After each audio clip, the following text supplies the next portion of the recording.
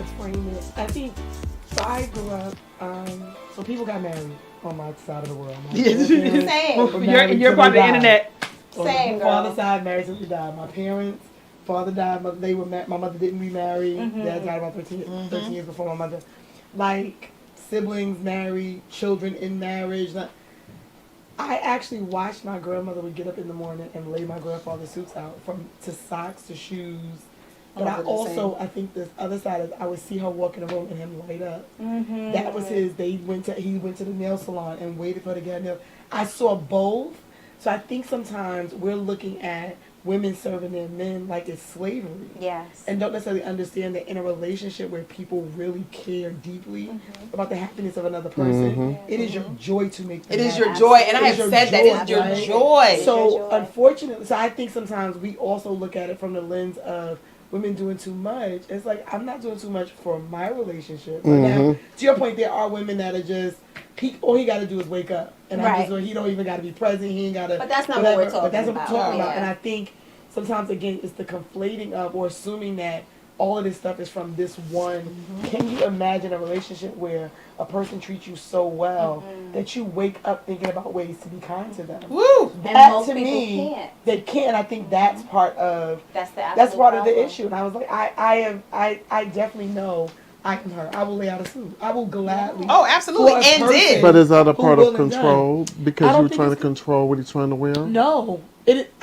No. Okay. You can buy the suits you want. I'm just saying. Wear this one for today?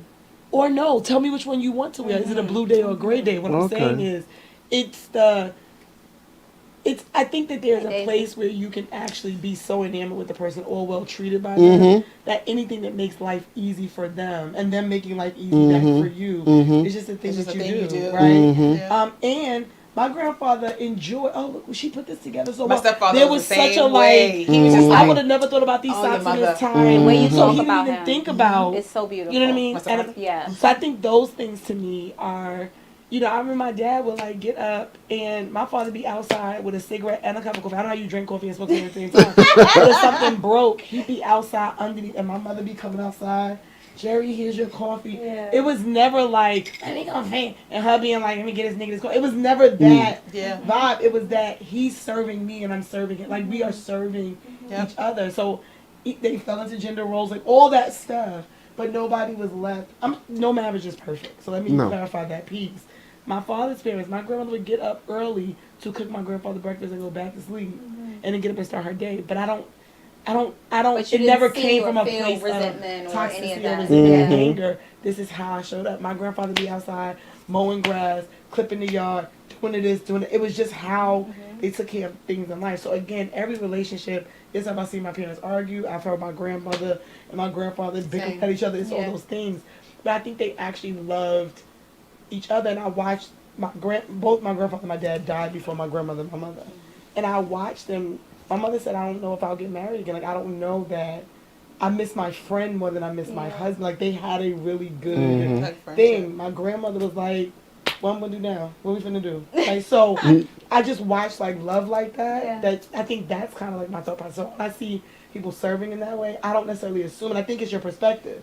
If you came out of bad relationships, this is somebody chasing his man around. If you came out of things where you had other examples, it's like, look at how lovingly she's plating this food. You know, it's a different vibe. So I think in our community, we lift up so much of the bad relationships and examples of relationships. We celebrate toxicity. I think it's like getting back to all the relationships that exist in our community on TV everywhere, right? That were beautiful relationships. I'm in here. I think Keke Palmer made a comment on. She was on a show, and she made a comment about Clair Huxtable's character. Yes. Like, come on, girl, and it was like, Keke, hey. I got another for you. Clair Huxtable.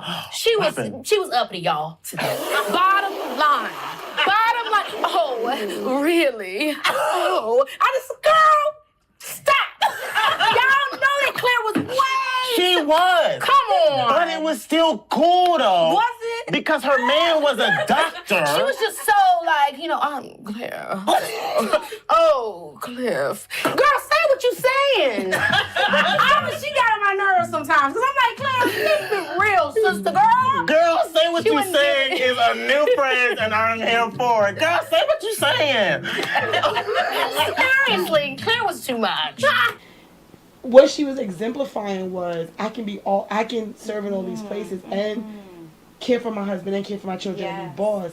And it was never, I don't know if she didn't come across like I'm being too sedity. She definitely, but not to me, us, right? No, she came across like, oh, that's how you need to handle exactly. things, right? Mm-hmm. Right. But we have normalized so much.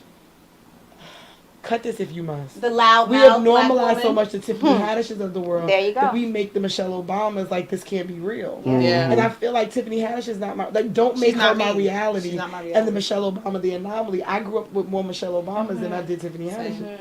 Right? This is not to shame, it's just two different approaches to life and interaction. But I feel like what has bothered me is I think somewhere in the recesses people portray it as if those portrayals of us are the truth.